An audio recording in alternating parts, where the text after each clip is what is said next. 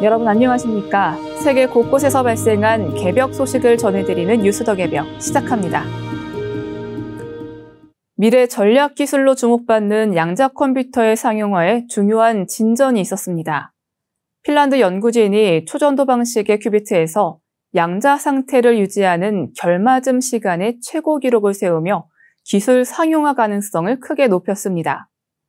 알토대학교 미코 모토넨 교수 연구팀은 초전도 회로 기반의 트랜스몬 큐비트를 이용해 결맞음 시간 측정에서 최대 1m초, 중간값 0.5m초를 기록했다고 8일 국제학술지 네이처 커뮤니케이션즈를 통해 밝혔습니다. 이는 기존 최고 기록인 최대 약 0.6m초, 중간값 0.3m초를 크게 넘어서는 성과입니다. 양자 컴퓨터는 고전 컴퓨터로는 풀 수 없는 신약 신소재 개발, 암호 해독, 최적화 문제 등에 활용될 수 있는 차세대 정보 처리 기술입니다. 이는 물리적 상태가 동시에 존재하는 양자 중첩 상태를 기반으로 작동하며 그 핵심 단위는 큐비트입니다. 큐비트는 이온, 중성원자, 광자, 초전도 회로 등 다양한 방식으로 구현되며 방식에 따라 장단점이 존재합니다. 하지만 공통된 기술 과제로는 큐비트 수 확대, 양자 상태 유지 시간인 결맞음 시간 증대, 양자 오류 정정 시스템 구축이 꼽힙니다. 양자 상태가 외부열, 전자기파, 진동 등으로 인해 붕괴되는 현상은 결어금남이라 불리며 이 현상이 큐비트의 연산 능력을 제한합니다. 따라서 결맞음 시간이 길수록 큐비트의 안정성과 연산 능력, 그리고 오류 정정 가능성이 높아집니다. 이번 연구 성과는 소재와 설계, 제조 공정, 측정 기술 등 다방면의 기술 개선 덕분에 가능했습니다. 특히 핀란드 기술연구센터의 고품질 초전도 필름과 나노 양자 기술 인프라인 오타나노 클린론 시설이 중요한 역할을 했습니다.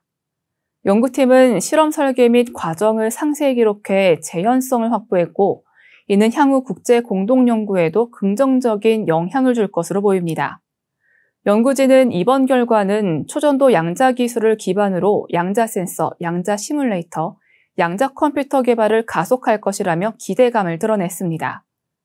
양자 컴퓨터 상용화의 문턱을 낮춘 이번 연구는 전 세계 양자 기술 경쟁 구도에도 적지 않은 파장을 일으킬 전망입니다. 이스라엘 정부가 초정통파 유대교도 하레디 신자 5만 4천 명에게 징집 명령을 발부할 계획이라고 밝혔습니다. 이스라엘 방위군은 이달 초부터 하레디 남성 중 학생 신분이 아닌 이들에게 입영 소환장을 발송하며 징집 기피자 단속을 위해 국경 검문소를 설치하고 경찰의 체포 권한도 부여할 방침입니다. 하레디는 유대율법을 철저히 따르는 초정통파 집단으로 1948년 이스라엘 건국 이후 병역을 면제받아 왔습니다. 그러나 이들의 인구가 급증하고 지난해 10월 7일 가자 전쟁 발발 이후 병력 부족 사태가 겹치면서 징집 요구가 거세졌습니다. 이스라엘 대법원은 이미 지난해 하레디 징집 법안을 시행하라고 명령했으며, 이에 따라 올해부터 국내 전담여단도 창설됐지만 실제 입대한 인원은 수백 명에 불과한 실정입니다.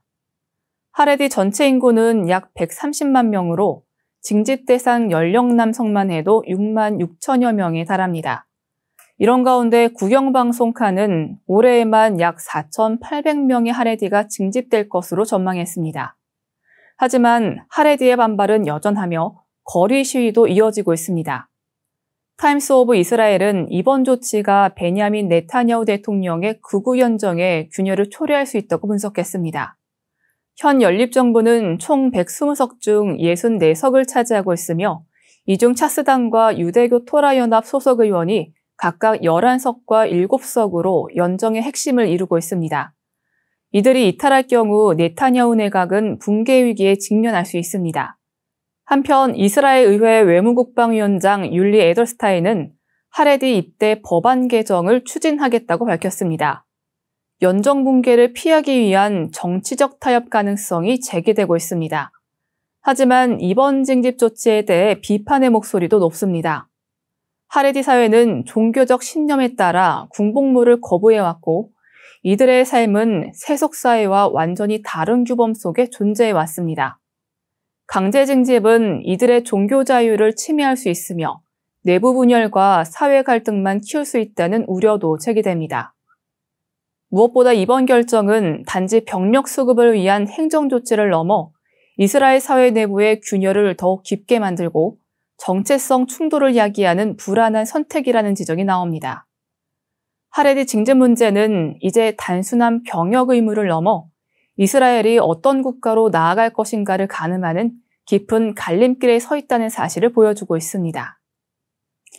미국 AI 반도체 기업 엔비디아가 9일 뉴욕 증권거래소에서 장중 시가총액 4조 달러, 약 5,502조 원을 돌파하며 세계 최초 기록을 세웠습니다.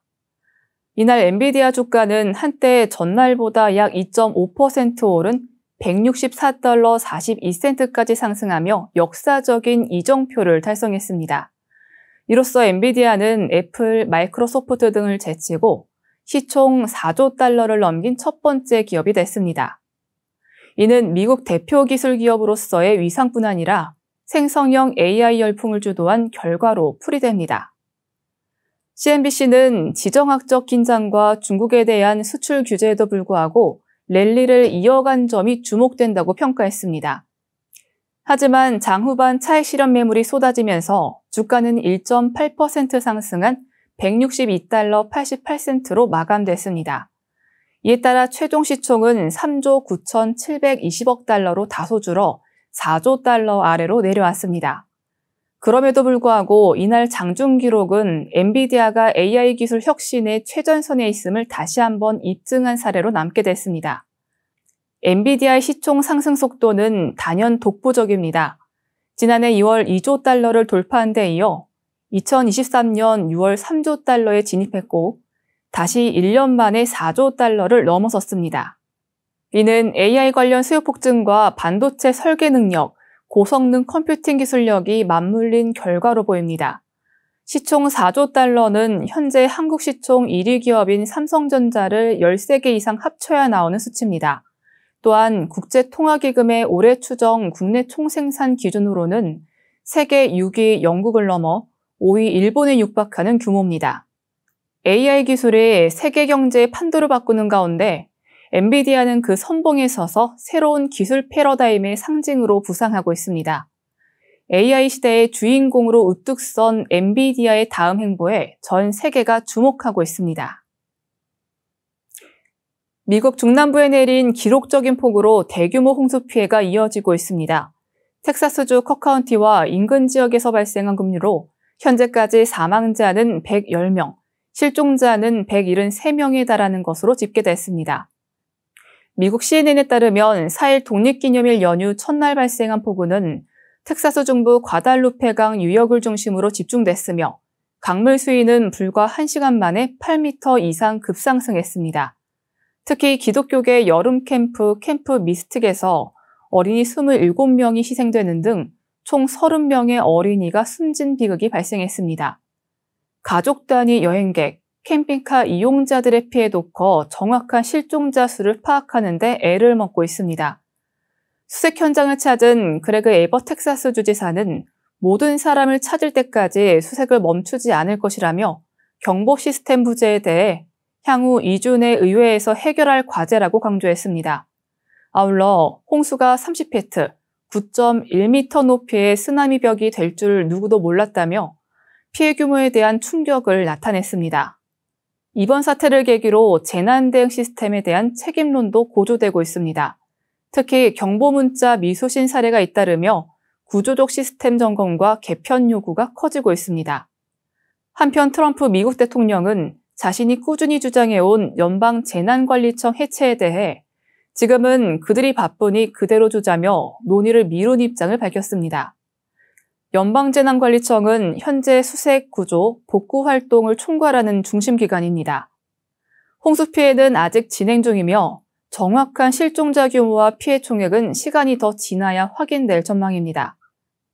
각주 정부는 재난 대응 강화를 위한 시스템 재정비에 착수하고 있으며 연방정부와의 협조도 본격화되고 있습니다.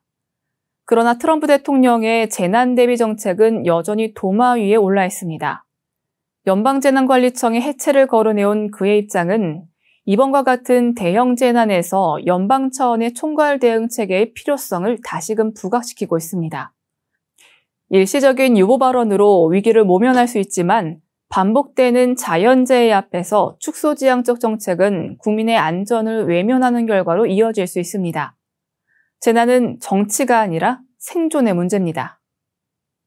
이상으로 뉴스 더 개벽 마치겠습니다. 시청해주신 여러분 감사합니다.